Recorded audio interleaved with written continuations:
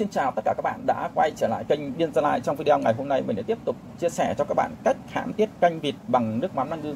Đây, hôm nay thì mình sử dụng cái loại nước mắm Nam Ngư 800ml siêu tiết kiệm. Đây, hôm nay đúng là lần đầu tiên mình đánh cái loại 800ml siêu tiết kiệm này. Còn thông thường thì mình hay sử dụng cái loại nước mắm Nam Ngư khoảng 500ml. Đấy. Mình cũng không biết là hãm cái dòng này thì nó có khó hãm hay không nhé các bạn nhé. Mình cũng đã làm rất nhiều những cái video chia sẻ về cách hãm tiết canh vịt cho tất cả anh em vào để mà xem, nhưng một số anh em thì nói là mình sử dụng tiết lợn để mà làm tiết canh vịt. Nhưng thực sự đối với mình làm tiết canh vịt thì hãm tiết canh vịt thì đối với mình là nó cực kỳ đơn giản, nó không có gì mà khó khăn để mình phải sử dụng cái tiết lợn để mình làm cái video đó. Thì hôm nay thì mình cũng nói cho anh em rằng thật sự là đối với mình thì mình không bao giờ sử dụng cái loại tiết lợn để mà mình làm tiết canh vịt. Mục đích của mình để mình làm cái tiết vịt để mình ăn, để cho nó ngon miệng đấy, chứ không phải là mình dùng tiết lợn để mình làm cái video để cho các bạn xem. Thì hôm nay thì mình sẽ chia sẻ cho các bạn một cách chi tiết để các bạn biết rằng mình làm tiết canh vịt thì không bao giờ làm tiết canh lợn đấy. Và trong đây thì mình đã chuẩn bị một con vịt.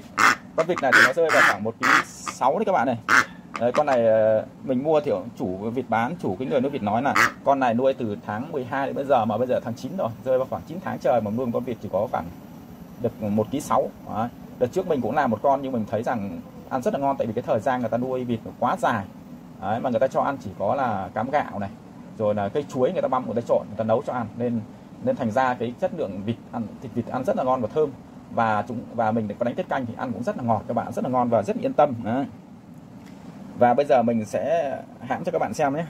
Rồi, đối với con vịt 1,6 kg thì mình sẽ hãm với tỷ lệ như sau nhé các bạn nhé.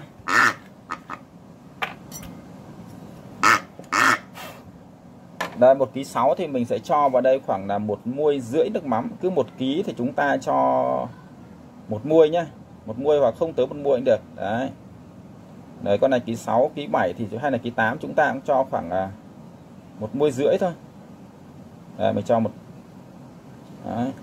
Còn cỡ 2 kg thì chúng ta cho khoảng 2 muôi, mà 3 kg chúng ta cho 3 muôi. Đấy. Còn cái số lẻ thì mình chỉ cho nó nhỉnh thêm một xíu cũng được, không quan trọng. Và mình sẽ tỷ lệ là gấp đôi nhé. Đây là 1,5 muôi nước mắm thì mình sẽ cho vào đây là 3 muôi nước. 2 3. Đây các bạn thấy không? Cái nước mắm siêu tiết kiệm này là họ làm tức là cái tỷ lệ của nó không đậm đặc như cái thằng khoảng 500ml các bạn. Đấy.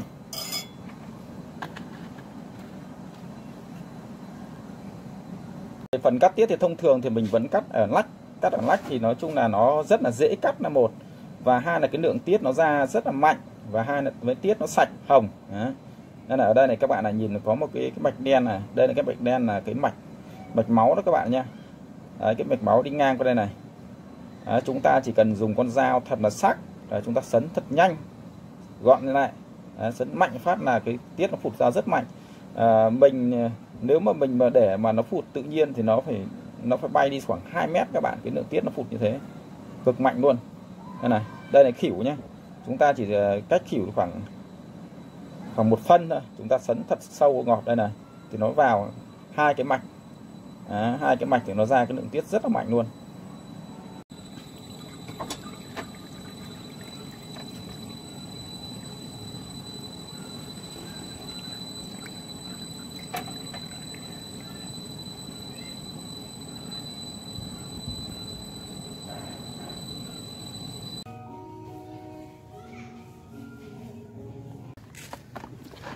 Đây, vịt thì mình đã vặt lông xong rồi các bạn này.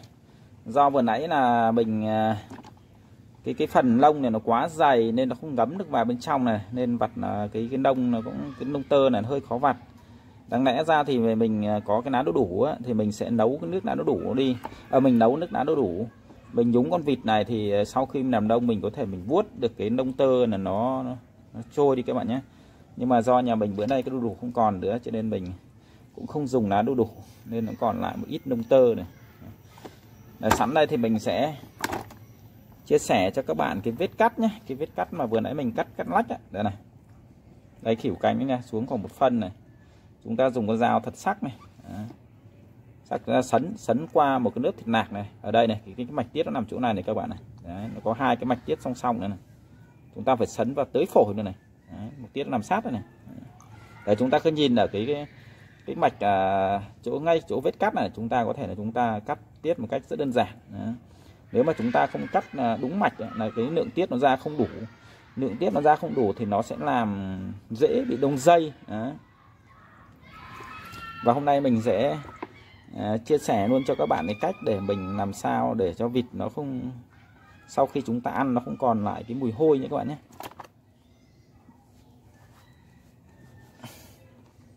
Mình sẽ sơ chế để khử cái mùi hôi của vịt nhé. Con này mà sống con này. Đây, cho muối vào nhá, cho muối mình sát này.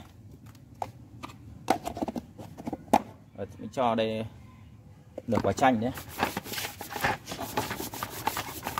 Đấy, chúng ta mà sơ chế cách này thì sau khi chúng ta luộc vịt, ăn món vịt nó sẽ rất là thơm, nó không còn cái mùi vịt nữa.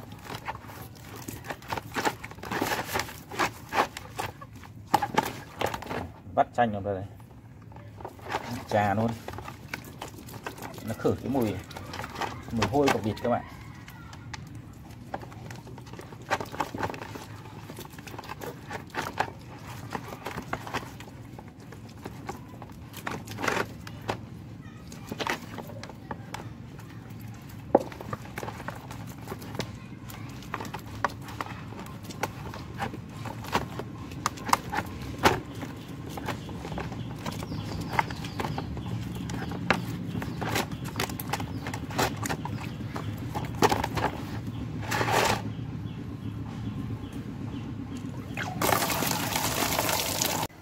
Rồi sau khi luộc vịt thì chúng ta hãy cho vào đây một nhánh gừng nhé, để cho nó tạo cái mùi thơm cho vịt nhé các bạn nhé, nó khử cái mùi hôi nhé.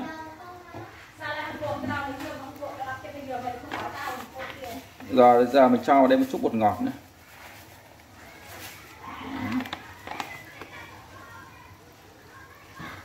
Đây các bạn nhìn thấy không? Cái con vịt này rất là ngon này, cái nước sáo nó vàng ươm luôn, vàng khè luôn.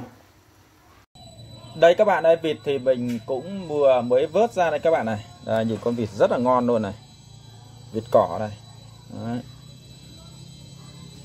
Hôm nay thì mình sẽ làm nhân với cái cổ này, với cái cánh này, hai cái cánh.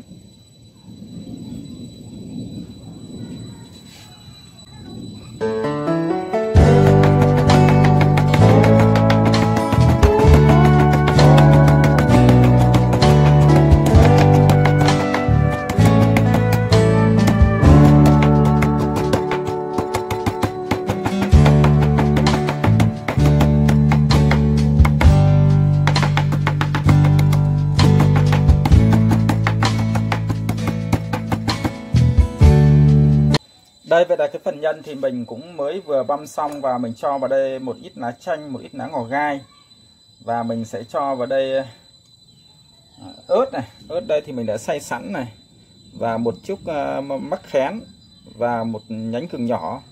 Hôm nay mình sẽ cho gừng. Cho gừng vào thì sau khi chúng ta ăn tiết canh thì nó sẽ ấm bụng, không sợ cái vấn đề đau bụng các bạn ạ. Tại vì gừng nó là một cái chất rất nóng. Đấy. Và tiết canh nó là một cái vị lạnh. Đấy, sau khi chúng ta ăn tiết canh thì chúng ta ăn gừng vào thì nó cảm nhận rằng sẽ rất yên tâm, không sợ đau bụng các bạn. Rồi giờ mình trộn đều nhé. Ăn tiết canh thì mình thích cho nhiều ớt. Tùy khẩu vị, nếu mà ai không ăn được cay thì cho ít, còn riêng mình thì ăn được cay mình sẽ cho nhiều, và ăn nó sẽ rất là ngon, ăn sẽ đã cái miệng các bạn.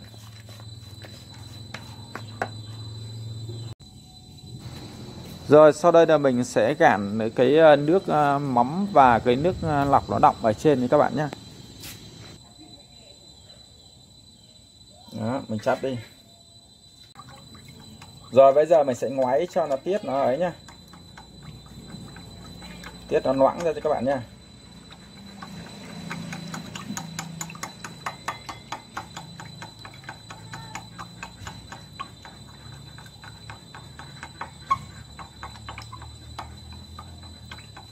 Một con vịt hôm nay khoảng 1,6 kg, mà mình làm ra khoảng 4 chén này, 4 chén tiết canh. Rồi bây giờ mình sẽ tiến hành để mình đánh tiết canh nhé. Ở đây mình sẽ cho một muôi, cho vào đây khoảng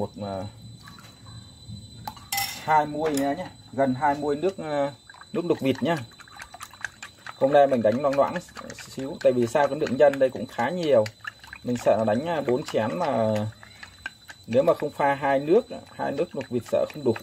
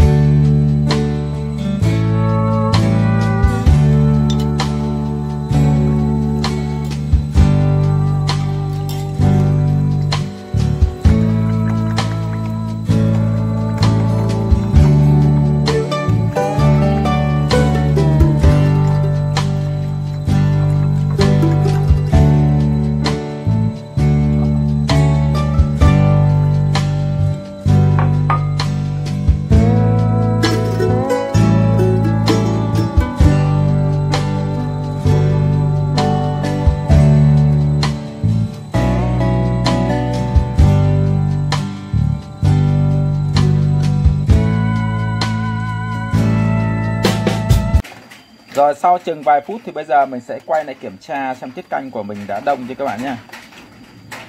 Đông này các bạn này, đông này. Đó. Mặc dù hôm nay mình đánh cũng khá là nhiều nước, mình đánh cái tỷ lệ là nước là gấp một nước luộc vịt, tức là một tiết hai nước luộc vịt đó. Đấy, cũng khá là nhiều nước nhưng mà vẫn đông các bạn này. Mình cố tình làm như vậy để cái lượng tiết mới đủ để cho 4 cái chén nhân này các bạn này. Đó, mình đánh cũng loãng nhưng mà vẫn đông các bạn này, vẫn đông này. Đó, đông chặt đây này. Đó. Vậy là hôm nay mình vừa chia sẻ cho các bạn cách hãm tiết canh vịt bằng nước mắm 5 ngư, cái loại mà siêu tiết kiệm đấy. Cái loại này thì đúng là lần đầu tiên mình phải hãm, nhưng mình thấy rằng hãm cái nước mắm này thì nó cũng dễ hãm, nói chung là nó cũng tương tự như nước mắm 5 ngư mình hay hãm đấy. Vậy video mình kết thúc tại đây nha. Nếu thấy hay thì các bạn hãy đăng ký cái kênh ủng hộ mình để mình có thêm cái động lực làm rất nhiều video cho các bạn xem. Và hẹn gặp lại các bạn trong những video tiếp theo.